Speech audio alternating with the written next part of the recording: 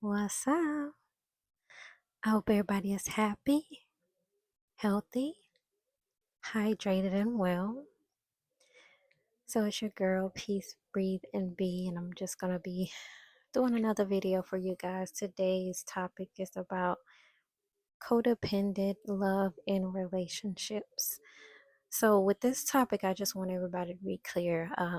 Codependency does not have to just reside in a romantic relationship. It can be in friendships, in parenting between a mother and a daughter, or a father and son, or vice versa. So, what I really wanted to speak on today is how codependency can potentially be harmful. The first thing we're going to address is the emotional attachment um, that people have when you basically depend on how people make you feel. You know, we all love that dopamine rush. And for people who don't know what dopamine is a chemical messenger produced in the brain, and it releases when we experience pleasurable activities, now you fill in the blank, whatever pleasurable means to you. And that could just mean not just with intimacy, but when someone texts us, we get that dopamine rush, or when we have somebody that we like, or when we pick out a certain outfit that hugs all the right spots. So with that being said, I too was a very codependent lover in my early 20s. I became wrapped up in what I thought was like a whirlwind of just love and romance, where I eventually forgot about myself and I started to wrap my identity around a person.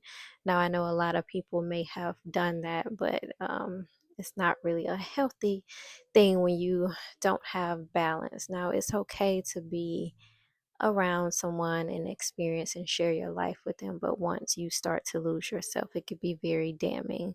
So, it can definitely hinder you from discovering who you are, especially if you're still growing as a person, which we're always going to grow as a person unless we make a conscious choice not to.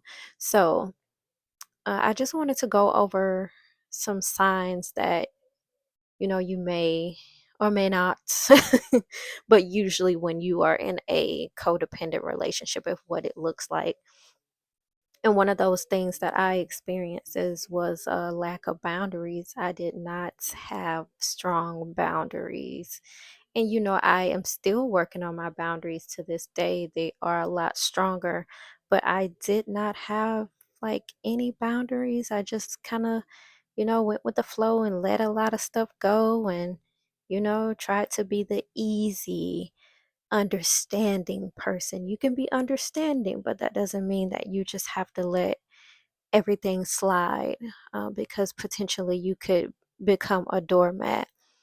And the second thing is like canceling obligations. Like, you know how it is when you have a person that you like and you guys are getting to know each other, and you may have something to do, and you say, like, you know what, I can do this later. I just want to hang out with this person. Stop that right now. Because it will become a habit. You will always cancel and forfeit your plans to be around this person when they probably won't do the same for you. Even if they do the same for you, don't do it. Do what you need to do and then hang out with that person later. Another thing is, and this is number 3, is when you lose sense of self. When you're always engulfed in a person, but you are losing your identity. Your identity is more so wrapped up in being their partner, or being their brother, or being their sister, or being whatever title this person has given you, or whatever title you have created around this person. Another one is self-sacrificing. So we can tend to self-sacrifice ourselves and think that we have to always give up parts of ourselves to fit and mold ourselves into someone else's world. You don't have to do that, because when you start self sacrificing, that's when resentment comes in later, because you start to think like, if I'm doing it, why isn't this person sacrificing for me? Well, I'll tell you one thing. When it comes to self sacrificing, a lot of regret can come in, especially if a person is not doing the same. But my thing is, you have to prioritize yourself in any relationship. If you are overextending yourself, that needs to come to a halt and stop. If you are doing any of these things that I just laid out, that needs to come to a halt and stop immediately.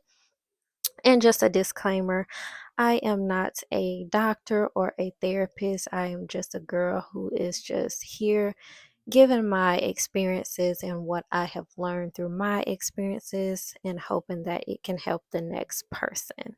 So, um, with that being said, those are the signs that you may have an unhealthy codependent relationship, because I have seen them in very, you know, different like spaces in relationships. Like I said, it doesn't have to be romantic.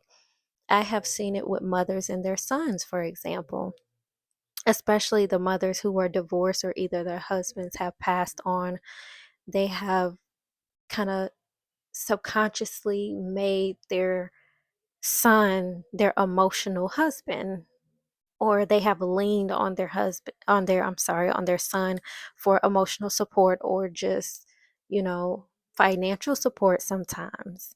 So they have become very codependent on their sons to take care of them, where they feel like they weren't taken care of. And I watch a lot of mothers guilt trip their sons on supporting them, which is a big no. That's why you have so many unhealthy mother and son relationships. And I've seen similarly, not a lot, but I have seen relationships between a father and daughter where there is a codependent kind of relationship where, if the mom has passed on and the father gets sick, he depends on his daughter to kind of be of servitude to him. And I would just say that. And what I mean by servitude, like, I think you should definitely, help somebody out if they're not able to, do something, but always being available. They wanted their daughters to be um, emotional punching bags because I had something like that happen with, my family members when my grandmother passed. My mother and my aunt had to really lean forward and take care of my grandfather. And, I love my granddad, but sometimes he was difficult to deal with. Especially in his old age when he got sick. Some people can become real feisty, and grandpa was real spicy. And I have definitely seen that happen. And I've even seen it happen in friendships where, you may be dealing with a friend who is kind of emotionally immature, but she's codependent on you. She always calls you with, things that, or situations that she knows she's not supposed to be involved in. And she asks you your opinion, but when you give her your opinion, then she doesn't like it. Now she's isolating you and, giving you the cold shoulder just because it's something that she doesn't want to hear, or she's just always codependent and calling you for every single thing, everything. And, I'm a firm believer of, be there for your friends, have that solid relationship. But I also believe in people trusting in themselves, if you're calling your friends for every single decision, if you don't know, kind of how to take force and make that decision on your own, that is a codependent relationship. And that person is definitely going to need to work on that.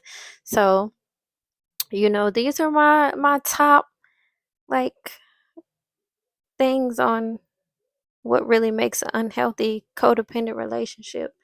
And, I've been around a lot and witnessed a lot. So your girl is aware, is aware. So I definitely hope you guys share your experience with me, in the comments if you have been in a codependent relationship or if you have been, in a codependent marriage or friendship or mother and father dynamic or sister or brother or whatever that relationship may be. Let me know because when I was younger, I definitely had a codependent relationship. I looked for validation outside of myself. I looked for somebody to save me. I looked for people to give me what I wanted to hear and all of these things. But when I really chose to heal and accept myself for who and what I really was, I didn't need any of that. And that's the thing. When you really do the inner work and you go outside of yourself, everything outside of yourself is silenced because I decided to go inward and not outward. So, your girl gets on here and I talk a good game, but I walk it as well. So, it's definitely about doing the inner work. Doing the inner work is not easy. It could feel very yucky at sometimes, but it is definitely necessary. So, I love you guys so much and I hope you have a great rest of your day. Your girl is out. Mwah.